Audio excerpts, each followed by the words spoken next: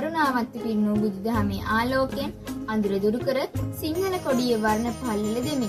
නිදහසේ සුවඳ මාබිම පුරා විහිදී යන මේ හිමිදිරියේ නිදහසේ අගයත් නායකත්වයේ වගකීමත් එකට එක්වන මේ සුබ දිනය දහමින් මඟ පෙන්වන අපේ දහම් පාසලේ අනාගතයට නව ආලෝකයක් රැගෙනෙන ගරු ප්‍රධානාචාර්ය ස්වාමීන් වහන්සේ ඇතුළු මහා සංඝරත්නයෙන්ද සර්ව ඥානෙ ලබා දෙන ගුරු මෑණිවරුන්ගෙන්ද ගුරු පියවරුන්ගෙන්ද අපට ලොව එළිය දකින්නට වෙර වීර්යය දරු අපේම දෙමාපියන්ගෙන්ද මල් කැකුළු මෙන් විකසිත වන මගේම සොහිරියන්ගෙන්ද අවසරයි. නිදහස් සමෘද්ධියේ පිළිබඳ වචන ස්වල්පයක් කතා කිරීම. නිදහස් කියන්නේ මිනිසුන්ට පමණ සීමා වෙච්ච දෙයක් නෙමෙයි. ලෝකයේ වෙසෙන සමස්ත සතා සීපාවන්ට පොදු දෙයකි. රාසයාසර කරන පක්ෂීන්, ජලයේ වාසය කරන මත්ස්‍යයන්, වනයේ වෙසෙන සත්වයන් නිදහසේ සිටින්නේ කොතරම් සතුටකින් නිදහසකින් කියලා අපි දන්නවා. හැබැයි ඒ සතුට අපිට හදිස්සියම දෙන්නේ නැහැ. අපි අපේ සතුට දෙන්නේ එයාලට පුරුදු කරනවා. නැත්තම් මුදල් උපයන් සිදු කරනවා. එතකොට එයාලට නිදහසක් වෙන්නේ. සතුටක් වෙන්නේ. ඒ වගේම තමයි රටක ජීවත් වෙන මිනිස්සුන්ට නිදහස් ලෙස සිතන්නට පතන්නට අවස්ථාවක් සැලසීලා තියෙනවා. 1915 දී ඉංග්‍රීසින්ට අපේ රට යටත් වුණාට පස්සේ අපේ ශ්‍රී ලාංකිකයන්ගේ නිදහස පිළිබිඳ වැටුණා.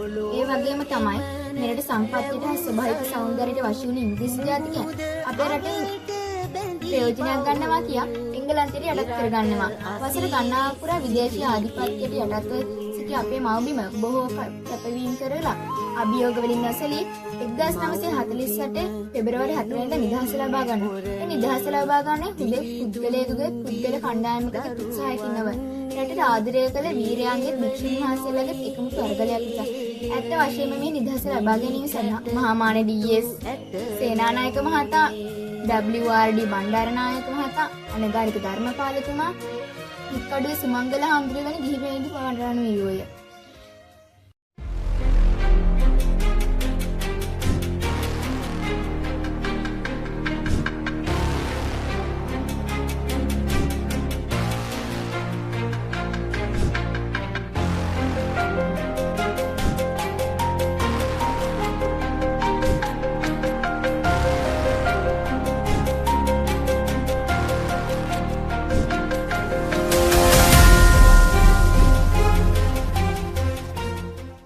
නිදහසින් පසු අපිට දේශපාලන නිදහස, සමාජීය නිදහස, අධ්‍යාපන නිදහස හමුණා.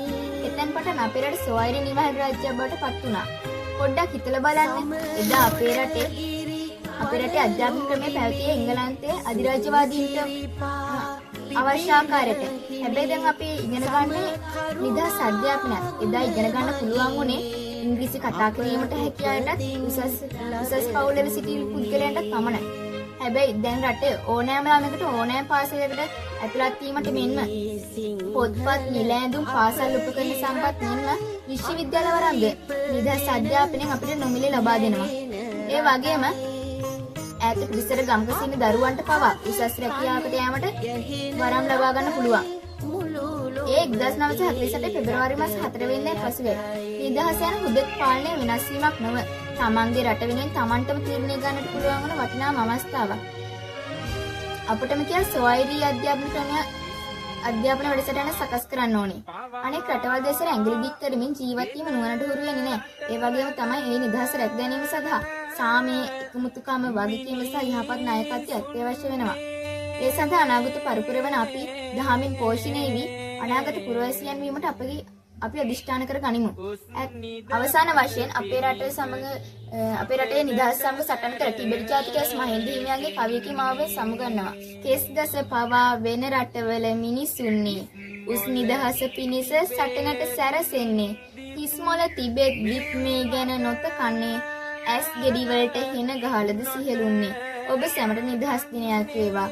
මම දහර්ශනයේ ඉගලම ලබන නෙතුමිනි ගණන්ජලා. ඇස් ගෙඩි දෙකට හින ගහලද සිංහලුනේ